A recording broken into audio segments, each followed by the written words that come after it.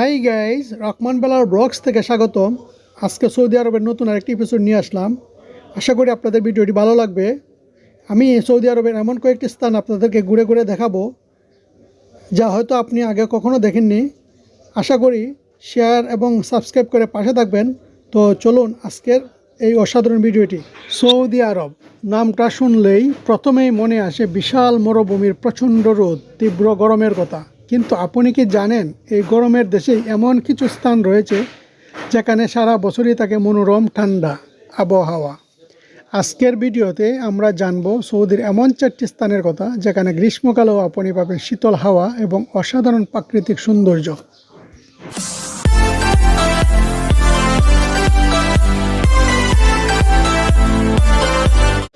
প্রথমেই আসি আসিফ প্রদেশের কথায়। সৌদি আরবের দক্ষিণ পশ্চিম অঞ্চলে অবস্থিত এই প্রদেশটি পরিচিত সৌদির সবুজ হৃদয় নামে। গ্রীষ্মকালে এই প্রদেশে আপনি পাবেন শীতল এবং সতেজ হাওয়া। এখানকার রাজধানী শহর আবা অবস্থিত প্রায় 2002 মিটার উচ্চতায়, যা এই স্থানে ঠান্ডা আবহাওয়ার মূল কারণ। বিশেষ করে যখন সমগ্র সৌদি আরব তাপমাত্রার চাপে দগ্ধ হয়, তখন আসিফ প্রদেশে আপনি পাবেন আরামদায়ক পরিবেশ। আবা শহরটি পর্যটকদের কাছে অত্যন্ত জনপ্রিয়, কারণ এখানে সারা বছরই পর্যটকদের জন্য নানা আয়োজন থাকে। গ্রীষ্মকালেও এখানে তাপমাত্রা থাকে 20 থেকে 25 ডিগ্রি সেলসিয়াসের মধ্যে, যা সৌদি আরবের অন্যান্য স্থানের তুলনায় অনেকটাই কম। এখানে রয়েছে আও সৌদ মাউন্টেন, যা সৌদি আরবের সর্বোচ্চ শৃঙ্গ। আও মাউন্ট পাহাড় থেকে আপনি দেখতে পারবেন বিস্তৃত সবুজ উপত্যকা, যা সৌদির অন্যান্য প্রদেশকে একদমই আলাদা করে তুলেছে। এখানে আরও রয়েছে আসিন ন্যাশনাল পার্ক, যেখানে নানা প্রজাতির জীবজন্তু ও উদ্ভিদ রয়েছে। এরপর দ্বিতীয় স্থানটি হলো তায়েফ।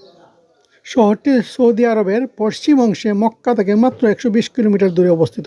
এটি পরিচিত গোলাপের শহর নামে, কারণ এখানকার গোলাপগুলো বিশেষ সুগন্ধি তৈরির জন্য বিশ্বজুড়ে বিখ্যাত।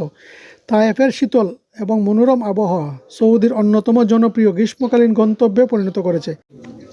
তায়েফ শহরটি 1879 মিটার উচ্চতায় অবস্থিত এবং এখানকার পাহাড়ি পরিবেশ গ্রীষ্মকালেও তাপমাত্রা 20 থেকে 30 ডিগ্রির মধ্যে থাকে।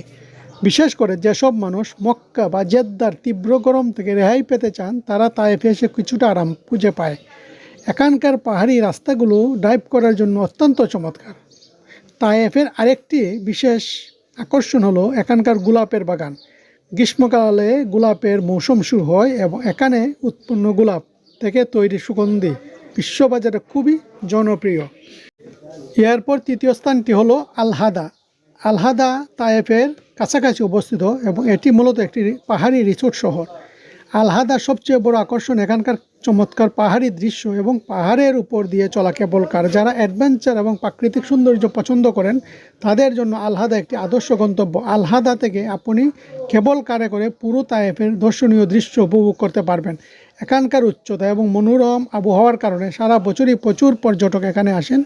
এখানকার হোটেল এবং রিসোর্টগুলো আপনাকে শীতল ও আরামদায়ক থাকার ব্যবস্থা করে দিবে। তাছাড়া আলহাদা ভ্রমণের জন্য সবচেয়ে গ্রীষ্মকাল উপযোগী, কারণ এই সময়ে সারা সৌদিতে তীব্র গরম থাকলেও এখানে থাকে ঠান্ডা আবহাওয়া ও শীতল পরিবেশ। এরপর আমাদের চতুর্থ এবং শেষ গন্তব্য হল আল বাহা। এটি সৌদি আরবের পশ্চিমাংশে অবস্থিত একটি প্রদেশ এবং এখানকার প্রাকৃতিক দৃশ্যগুলো সত্যি চোখ ধাঁধিয়ে দেওয়ার মতো। পাহাড়, অরণ্য এবং ঐতিহাসিক স্থাপত্যে সমৃদ্ধ এই প্রদেশটি সৌদির মানুষদের গ্রীষ্মকালীন গন্তব্য হিসেবে বিশেষভাবে জনপ্রিয়। আল বাহা প্রদেশটি সৌদি আরবের অন্যান্য অঞ্চলের চেয়ে অনেক বেশি সবুজ এবং এখানে আপনি পেতে পারেন একাধিক ঐতিহাসিক দুর্গ ও গ্রাম, যেমন দারা গ্রাম, যেখানে পুরনো সৌদির স্থাপত্যের নিদর্শন রয়েছে। গ্রীষ্মকালে তাপমাত্রা কম থাকার কারণে এখানে পর্যটকরা আগমন করেন ঠান্ডা পরিবেশে আরাম করতে। যারা প্রাকৃতিক সৌন্দর্য এবং অ্যাডভেঞ্চার পছন্দ করেন, তাদের জন্য আল বাহার বিভিন্ন হাইকিং ট্রেল আদর্শ এবং সবুজ অরণ্য শীতল পরিবেশে একজন পর্যটককে অনন্য অভিজ্ঞতা দিবে।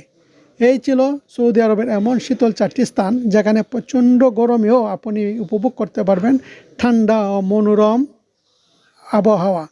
ভিডিওটি ভালো লেগে থাকলে অবশ্যই লাইক দিন এবং নতুন নতুন ভিডিও পেতে সাবস্ক্রাইব করতে ভুলবেন না। আবারও ধন্যবাদ রহমান বেলাল ব্লগস থেকে। খুদা হাফেজ।